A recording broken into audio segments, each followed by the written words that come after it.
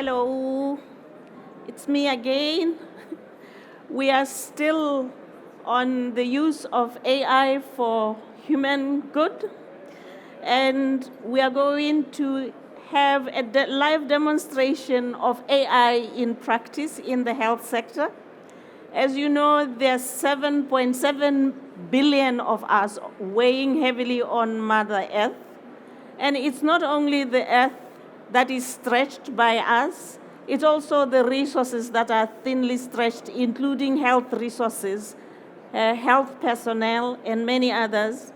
And we're going to hear from the next speaker, who is Kristian Hart-Hansen, the CEO of the Leo Innovation Lab, on how AI can be used to improve the health services and service delivery. Please join your hands and let's welcome Kristian to the stage. Thank you. Thank you.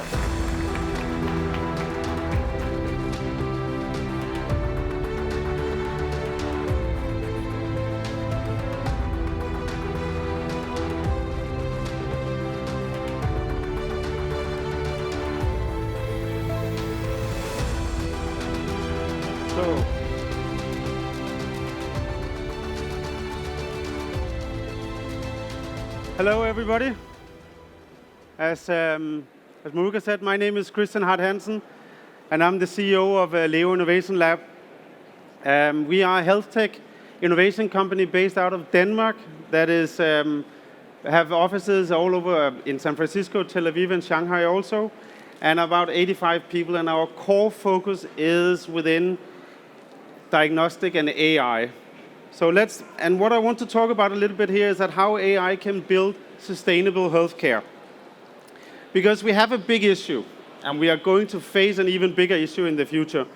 Because we are seeing that, according to the WHO, in 2035, there will be a shortage of about 13 million healthcare workers. 13 million. On top of that, 1 in 3 people live with a chronic condition. That means that they need continuous care. On top of that, we are getting older and older, in that way also meaning that we need more care. And what is very interesting is that about half of the GP consultation lasts less than 5 minutes. That means that we have a huge issue in front of us, and it's not becoming less. Because who really wants to have 5 minutes with your doctor whenever something is wrong? So, when you look into dermatology, it becomes even worse. Because when you talk about dermatology, it is that you have about 50% misdiagnosis rates among GPs. 50%. That's like flipping a coin in that way. On top of that, we also have 1 in 4 people living with a chronic skin condition. That means that it has a huge impact. And on top of that, because of the low diagnosis rate, you have a lot of referrals going to the dermatologist. And here you see the next issue. Because when looking at the dermatologist, you have waiting lines. And why is that?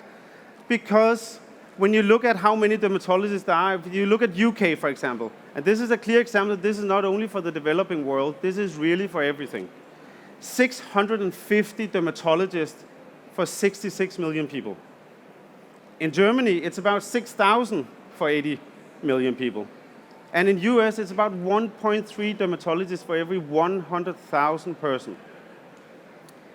That is not a lot. And remember, dermatologists do a lot more than just looking at diseases, because you have the whole aesthetics.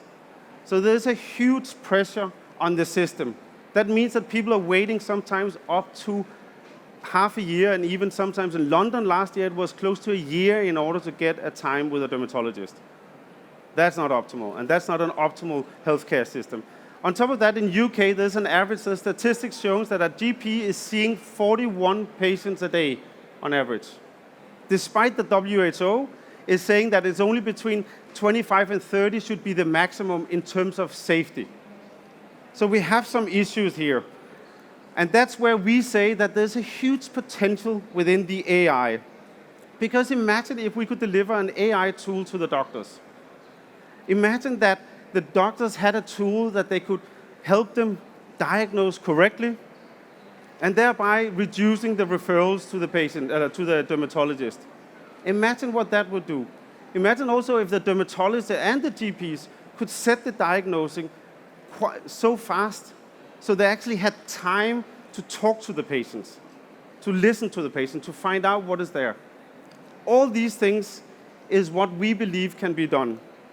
And that's why when we're looking at what we are doing, and that's why we are very proud of it, because we have developed a diagnosis platform, AI-powered, to help augmenting the doctor's diagnostic capabilities. So how does it actually work in that way? It does, meaning that it is based on one of the largest databases of images that we have collected from consenting patients all over the world, and it is increasing day by day.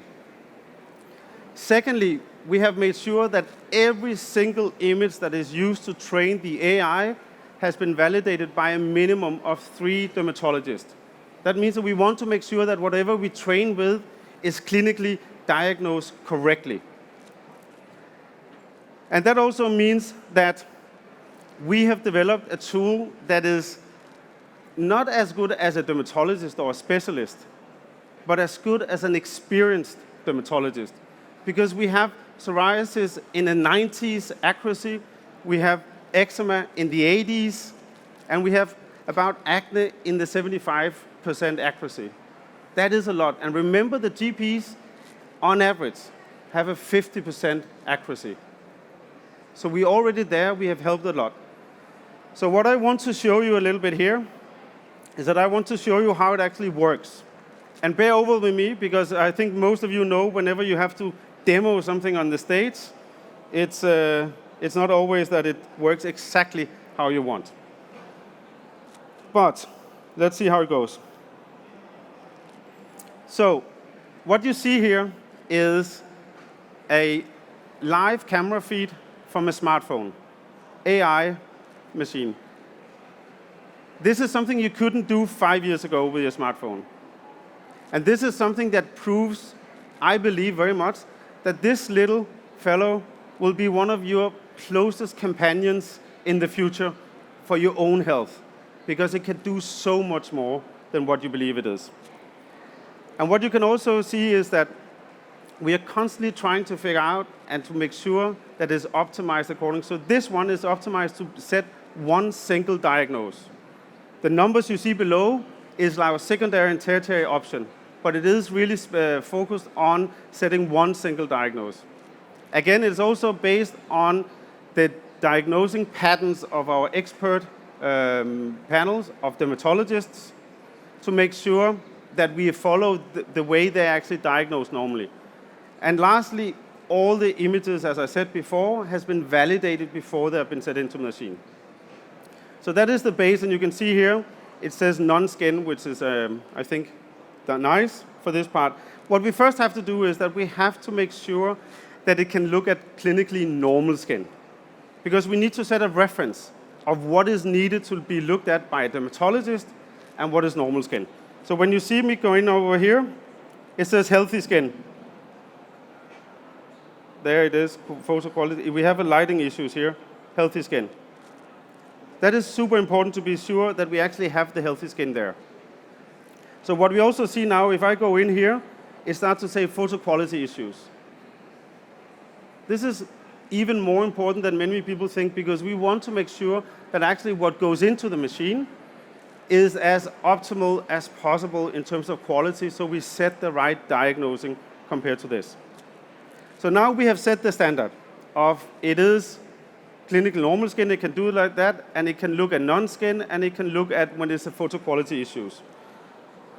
I've brought here some images of diseases, and one of the big issue here is I would have loved to have some patients on stage, but there's two things here. In terms of first, to have timing issues is a little bit difficult, and there's some compliance issues.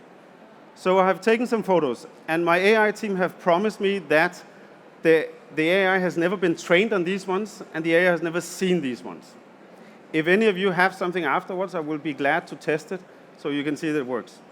But here, what we see here, the first one we're going to look at here is psoriasis. Psoriasis is about affecting about 2 to 3% of the world population, and if you talk to specialists, it's fairly easy to recognize because the manifestations on the skin is quite distinct.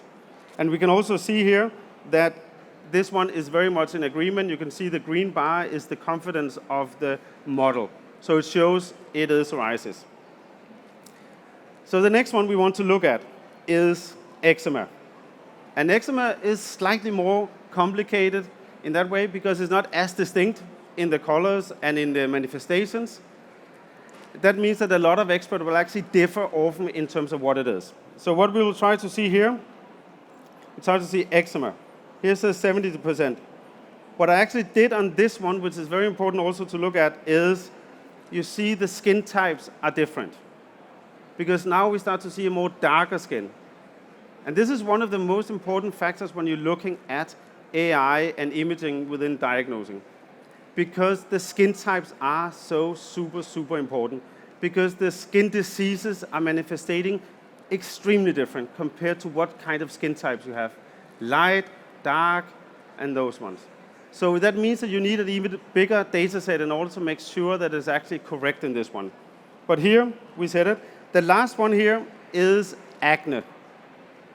And acne is also one of the more characteristic ones, and it shows more or less, when you're looking at here, that is also confident in this one at 90%. So we can see now that it actually works. What we want to do and what we hope is that our mission is really to make sure that we can deliver this one to doctors all over the world as soon as our validation and pilot phasing is done within a short time. But we want to go beyond that because we want to make sure that this is also available for everybody, for all of you guys, to make sure that to figure out what is it that you actually have. And you can go to your doctor or you can start treating yourself in that way. We want to do that when it's been validated by the doctors and used by the doctors, but most importantly, when the regulatory systems has been changed. Because one of the things we have, and because we are owned by Leo Pharma, that is owned by the Leo Foundation, we have an obligation to deliver healthcare to everyone, regardless of who you are and where you are. And the only way you can do that is by using AI. And what we have shown today is that AI can be used in practice, and it is there. There's slight complications within the regulatory framework, but we can get there. And I think this is a very clear example. That was a very short demo. If you want to know more about it, go into Leo Innovation Lab, contact us, because I can promise you this will be something that will revolutionize the way we do healthcare in the future. Thank you so much, everybody.